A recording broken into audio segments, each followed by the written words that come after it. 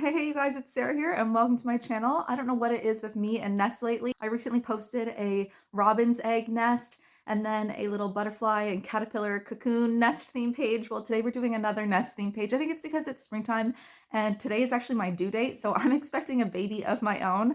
So I think all that is like contributing to me making all these nesting pages. Anyways, we've got a bee's nest today. It is really cute. I'm really happy with how it turned out and I wanted to share it with you guys. Here's what it looks like.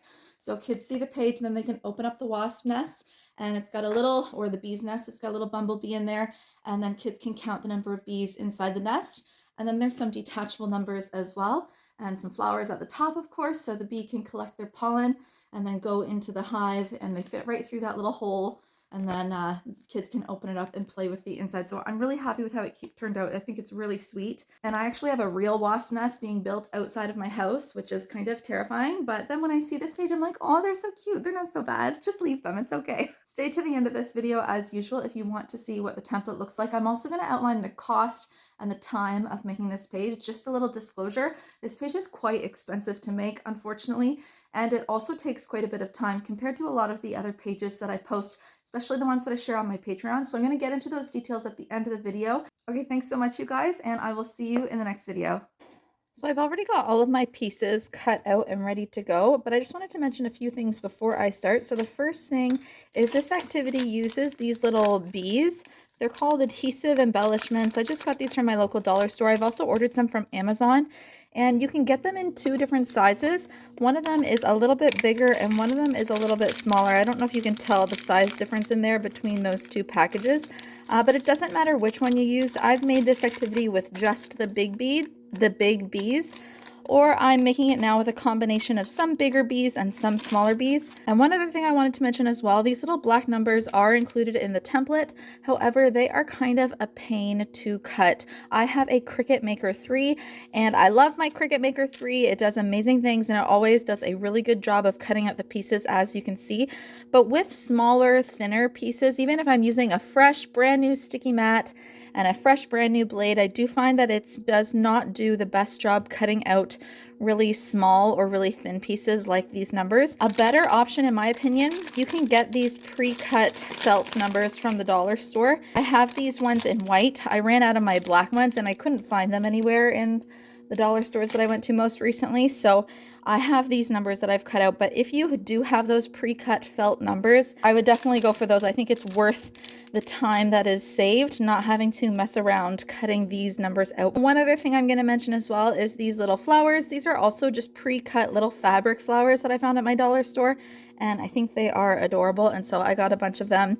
They actually come with little gems in the center, but the gems come off really easily, so I just peel them off, and later you're going to see me sew these onto the page just to add a little extra color to the page. So there's no flowers included in my template, but pre-cut flowers and pre-cut numbers from the dollar store are things that I will use in my pages just because they're so helpful and they're really cute. With all of that said and out of the way, the first thing I'm going to do is I'm going to take my 8" by 8" sheet of 1.2mm stiff Korean felt, which I have available on my website for purchase if you're interested in it. And I'm going to take one of my cutouts here of my honeycomb. And by the way, when you cut out these honeycombs, you're going to keep all of those little cutouts of the hexagons. You're going to hold on to those. We're using those in this activity.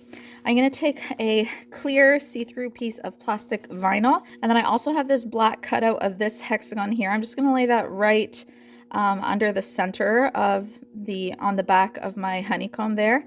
And that's going to be sewed in place. But first, I'm just going to lay this plastic vinyl down over my blue sheet of felt, and I'm just going to start by sewing like a flower basically all the way around all of these little hexagons, and then I'll sew down the middle at the end. But I'll just start with one stitch, front back front, and then I'll go around, or forward back forward. I'll go around the first hexagon and then the second hexagon and the third one, so forth and so forth. And as I do it, I'm going to be inserting little bees underneath that plastic vinyl. So I'll start with number 1. I'll put 2 bees here, 3 bees here, 4, 5, and 6 here under this hexagon, and I'm going to sew them all down in place. And like I said, I'm going to use a mixture of bigger bees and smaller bees. Okay, so you can see that I've got the sewing done. I just went around one hexagon at a time and got all the bees sewn underneath that vinyl. I still have to sew down in the center, so I'm going to do that next. The next thing that I'm going to do is I've already got these clipped, is I've got some more copies of the honeycomb. So let me just show you what I've done. I have the one with another one with all the cutouts layered over top of one of these ones here. So I'm going to just make sure that they're all lined up nice, and I'm going to clip that in place. And then again, I'm going to do the same thing with sewing this one. I'm going to just go ahead and sew around all of these hexagons as if I'm sewing on the petals of a flower, just one at a time. I'm not going to sew in the middle yet. First, I'm going to sew those and then we'll come back. Alrighty, I've got that sewn, and that's what it looks like on the other side. Now to cover up all the stitches on this side, I have another layer of the honeycomb that is going to be sewn around the border. I'm going to just put it on the back, and I'm going to sew around this whole border, and I'm going to sew around the center so that I'm sewing all three of those layers together. And then I also have these two tabs, these two yellow tabs. One tab is much longer and one is much shorter. What I'm going to do is I'm going to put the shorter one in between the layers at the top and just tuck it in maybe by like 1/2 inch. And I'm going to clip, or maybe 1 inch on this one. I'll clip that in place. And then you'll have the bottom one as well. It's going to be a lot longer because it has to reach further to reach the honeycomb on the page. So I'm going to clip those tabs in place. And then I'll go ahead and sew around this whole border and around the center, like I said. And then once that's all sewed around the border and around the center, then I'm going to tuck those tabs underneath this honeycomb. And then that will allow me to then go ahead and sew around the border of this honeycomb.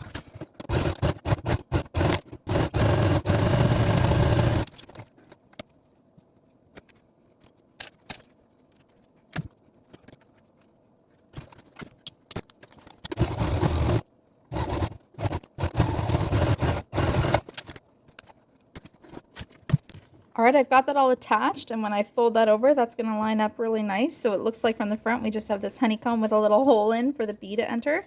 And then when you open it up, you see the nest of bees. I love how these look. I think it looks really like kind of realistic, like what it does look like in a real honeycomb with a ton of little bees inside. I think it's so cute. And then we have this branch. I'm going to sew that down right at the top of the page, just like that. I have a few leaves. You can use as many leaves as you like. I'll probably just put on 3 green leaves and just sew them down a little bit, just at the bottom part of the stem there. I'm not going to sew the whole thing on. And then same with these flowers, I'm going to sew them onto the branches as well. And I'm not going to sew them all the way around the border, just going to do a little X-shaped stitch in the center, just to make it so that it's really simple to sew on. And they stay attached to the page, but little kids can still kind of lift them up, so it gives it a bit of a 3D kind of look. Okay, I've got that all sewn on, and we are pretty much mostly done with the sewing. The next thing I need to do is get some hot gluing done. So I have my little bee here. I've got 2 black pieces for the bee. I'm going to hot glue those together, and then I have the little yellow details for the bee. These are all included in the template. Before I hot glue the 2 black pieces together though, I'm going to just hot glue the bottoms of these wings down, and then I'll hot glue the top layer down. I have 2 little circles for white circles and 2 black circles for the eye of the bee. And then lastly, for hot gluing, actually this isn't quite the last thing, but this is the last bit of felt. I'm going to hot glue 2 copies of the hexagons together, and I'm going to repeat that 6 times, and then I'm going to hot glue the numbers 1 to 6 onto the hexagons.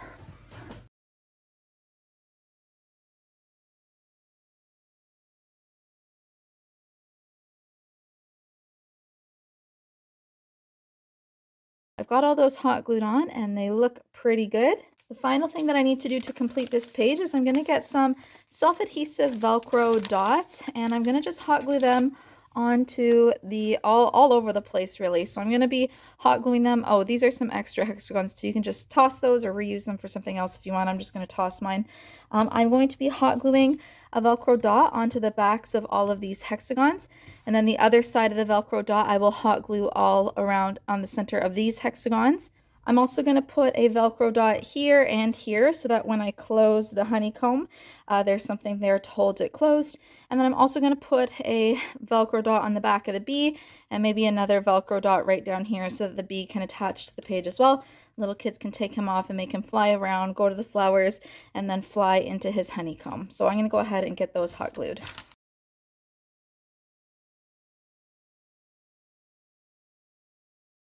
That pretty much completes the page. I've got all my Velcro dots glued on, and so then these numbers can just be placed in any of the hexagons. They all fit nicely in there. I've got a little bee that can fly around and he can just stay attached there. And then when they close the honeycomb, it will stay closed with that Velcro dot. Okay, so now we're going to take another 8" by 8" sheet of felt, which I've already done. I've also wrapped it in fabric, which is optional. I want you guys to know that I had the absolute perfect fabric that would have gone with this activity page. I had a bee honeycomb theme fabric, and I just got rid of it like a couple of weeks ago because I thought I'm never going to use this fabric. I've had it for years and I hadn't used it. And then I finally donate it, and here I am making a bee themed activity page.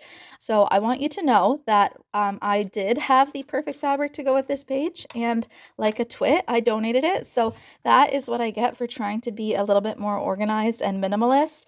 Thankfully, I have this really cute fabric.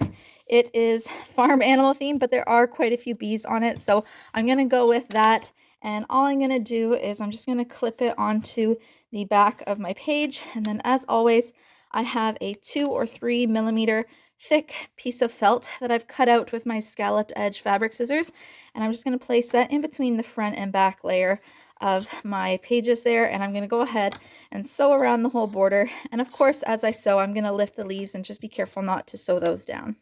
And then the final finishing touch, I'm just going to grab my heavy duty hole punch, and I'm going to put 2 holes in the side of my binding piece there. And then that is what my customers use to connect their custom busy book pages when they are buying them from me. I just use binder rings to connect the pages together, but you could use fabric or string or whatever you like.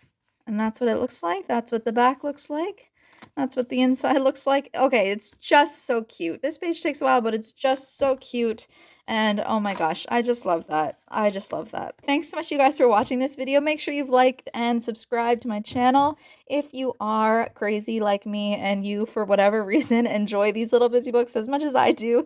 Thanks so much for following along, and I'll see you in the next video. Very quickly, let me show you the template that I share on my Patreon in both JPEG and SVG format. Here's what it looks like, and I'll go over the price to make this page as well, and I have a few comments on it. Let's look at the template first of all. So the way that I've designed my quote-unquote bulk template, meaning it's just designed to cut to like fill up your 12" by 12" sheet of felt and cut as many pieces as possible. I've designed mine to try to keep in mind that I'm making 9 at a time, like 9 copies of this page at a time. So for the most part, with each of these templates, you'll see that it will either cut out exactly a set of 9 or it will cut out factors of 9 so that you don't end up with a bunch of leftover pieces all the time.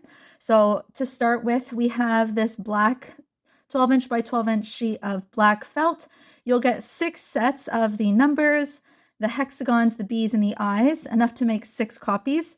So I cut out 3 copies of this, and that will give me 18. So I'll have a set of 9 left over after I make my first 9, but that's okay. Next time I make these, I won't have to do this cut at all. And also you could change this template and take out the numbers if you do what I suggested and use the pre-cut felt pieces from the dollar store. If you were to remove those numbers, that would help a lot. And then you could just fit a set of 9 hexagons and bees and eyes all on one template. So that's something that I will be doing if I can find those black felt numbers again. And then I have this cut out. It's on a brown sheet of felt. It cuts out 9 branches. These 2 are fill up 1 sheet of yellow felt each, and it just cuts enough for 1 set each. So you'd have to cut this out 9 times and cut this out 9 times in order to get enough for 9. These leaves, this cutout will do enough for 18 activity pages, assuming you're using just 3 leaves on each page. And then lastly, we have this white template that has a set of actually 27. So that's enough to do a set of 9 pages 3 times. So that's your wings and your white bee eyes. And then also on my Patreon, I will have just the single templates available as well. So it's the same 2 ones for the yellow, and then all the other pieces that you need, I've just put on one template here. So you can save it to your computer and then adjust it to the size that is indicated in the caption of the photo on my Patreon. And then you have all the pieces that you need. So you can separate them by color and get them cut if you just want to do a single copy of this. Let's quickly talk about the cost of making this page. So we have, and this is assuming you're using Canadian dollars, so keep that in mind. Things are going to be a little bit more expensive than in compared to maybe the States, for example. And I'm also assuming that you are using a high quality 1.2 millimeter stiff Korean felt. It's the same felt that I use and that I have available for sale on my website. It's a really nice quality. It is more expensive. You can use a cheaper quality of felt. I personally don't recommend it, but all these prices are assuming that's what you're using. So I'm going to start out with my light blue 8" by 8" sheet of felt, my stiff Korean felt, which is 90 cents. The back copy of the page, the piece of felt that I use is actually just the cheaper felt. And then I wrap it in fabric and I have my binding piece. And those 3 things together come to about $1. The plastic vinyl and the 3 little pre-cut flowers that I buy comes to 50 cents. All those the little wooden bees total $1.25. The Velcro dots are 80 cents for all of them that are used in this page. And all of the felt pieces, the cutouts, come to about $5, which is quite high. But again, keep in mind it's because I'm assuming a price of $2 per sheet of 12" by 12" felt. And even just one page requires this cutout and this cutout, which is already at $4. So there's a few other like little cutouts, but it comes to close to $5 altogether. And then let's just say that I'm going to charge myself a cutting mat fee because the cutting mat has to be replaced regularly for the Cricut. And so let's just say that's about 55 cents. That brings us to a nice round total of $10 in the cost of materials to make this page.